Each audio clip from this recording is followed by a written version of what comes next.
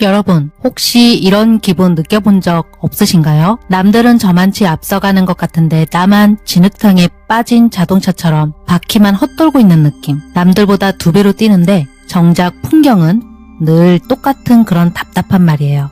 운이 나빠서일까요? 아니면 노력이 부족해서일까요? 명리학과 유김의 깊은 통찰로 들여다보면 거기에는 지보금이라는 아주 특별한 정체의 신호가 숨어 있습니다. 사실 이 이론은 정통 유김의 보금가에서 유래했지만 제가 현대인의 삶에 맞춰 지보금이라는 키워드로 재해석해봤습니다. 한자 뜻 그대로 풀면 땅에 엎드려 끙끙 앓으며 신음한다는 뜻이에요. 쉽게 비유하자면 내 인생의 복사 붙여넣기 현상입니다. 작년에 했던 고민을 올해 또 하고 있고 헤어진 연인과 똑같은 이유로 새 연인과 싸우고 있다면 그게 바로 지보금의 기운에 갇힌 겁니다. 지지, 즉 현실의 기반이 똑같은 글자로 중첩되면서 에너지가 흐르지 못하고 고여버린 것입니다. 지보금의 무서운 점은 열심히 살고 있는데 결과가 없다는 겁니다. 에너지가 밖으로 분출되지 못하고 내면으로만 파고들기 때문인데요. 사주에 이 지보금의 기운이 강해지는 시기에는 3가지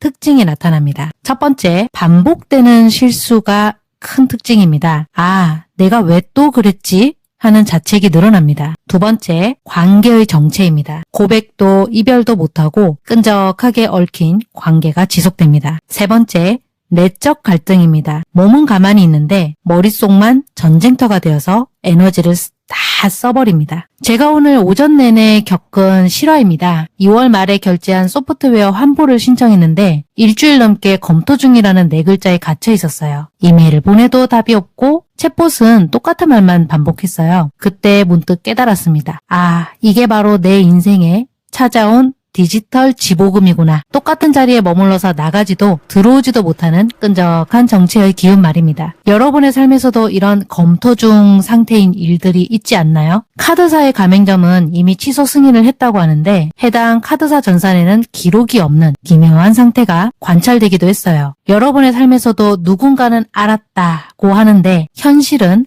바뀌지 않는 그런 일들, 다 지보금의 변주곡이라고 볼 수 있습니다. 결국 제가 카드사에 전화를 걸어 정체된 기운은 관성을 흔들었을 때 비로소 길이 보였습니다. 같은 날 이상하다 싶은 일들도 참 많았답니다. 다른 소프트웨어 정기결제 결제 수단을 변경하려고 하니까 해지 후 재구독 외에는 방법이 없다는 일방적인 정책 때문에 결국 아무것도 못하고 손을 놔버렸어요. 해지 말고는 길이 없다는 일방적인 통보. 이것이 바로 소통이 단절된 지보금의 전형입니다. 또 쇼핑몰 때문에 연초에 구축했던 SSL 보안 인증 관련도 정책 변경으로 원래 제공되는 갱신 기간을 절반 정도로 줄였다는 이메일을 보내왔더라고요. 갱신 주기가 절반으로 줄어든 것은 에너지가 끝까지 가지 못하고 중간에 자꾸 꺾여 돌아오는 보금의 속성을 그대로 보여줍니다. 지보금에 대해 신경 쓰지 않으려 해도 종일 계속되는 정체와 소통이 매끄럽지 못하다는 느낌을 계속 받은 하루였습니다. 카드사, 소프트웨어 회사, 보안 서버, 이 모든 현대적 시스템인 관이 약속이라도 한 듯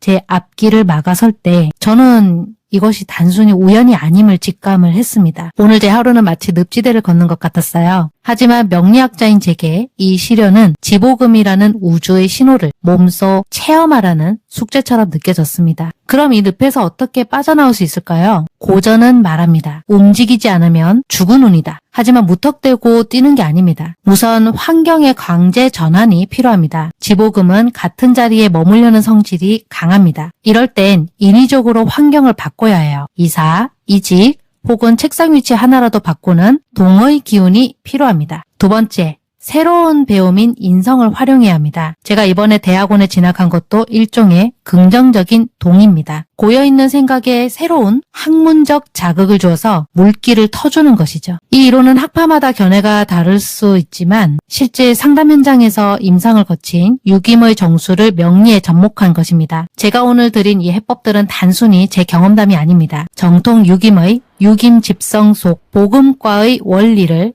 현대적으로 재해석한 뼈대 있는 인문학적 처방입니다. 이 이론의 뿌리는 크게 2갈래로 나뉘는데요. 유김의 보금가와 유김집성입니다. 원천은 유김의 가장 오래된 고전인 유김집성이나 대유김직지에서 다루는 보금가가 그 모태이지만 천방과 집안의 12신이 서로 겹쳐서 움직이지 않는 상태를 말합니다. 이때 집안의 기운이 겹쳐서 정체되는 현상을 강조하기 위해 일부 술사들이 지지가 엎드려 신음한다는 뜻의 지보금이라는 용어를 사용하기 시작했습니다. 명리학에서 말하는 지지보금의 확장판이라고 할 수 있습니다. 명리학의 고전인 삼명통해 등에서 반복하고 끙끙 앓는다는 복음의 개념을 설명하고 있습니다. 일반 명리에서는 일주와 세운이 같은 간지복음을 주로 말하지만 지복음은 첨가는 다르더라도 지지가 같은 글자로 중첩되어 생기는 심리적 정체와 현실적 고착 상태를 세밀하게 분석할 때 쓰는 용어입니다. 제가 원광 디지털대에서 이수동 교수님께 유김을 배울 때는 정통 용어인 복음가로 익혔습니다. 하지만 실제 임상과 고전 연구를 병행해보니 명리학적 관점에서 지지의 정체성을 더 강조하는 지복음이라는 표현이 시청자 여러분의 삶을 설명하는 데 더 적합하다는 판단이 들었습니다. 출처를 명확히 하자면 유김의 고전인 유김집성의 복음 원리를 바탕으로 하되 이를 현대인의 심리 상담에 맞게 지지의 복음인 지복음으로 재해석해서 가져온 이론입니다. 지복음은 결코 저주가 아닙니다. 땅이 엎드려 신음하는 이유는 곧 튀어오르기 위해 힘을 모으는 과정이기도 하니까요. 지금 내 인생이 멈춘 것 같다 불안하시다면 오히려 깊게 뿌리 내릴 시간이라 생각해 보시면 어떨까요? 오늘 제 이야기가 여러분의 멈춘 바퀴를 조금이라도 밀어드렸기를 바랍니다. 지금까지 이한 인문명리연구소의 이한 소장이었습니다. 감사합니다.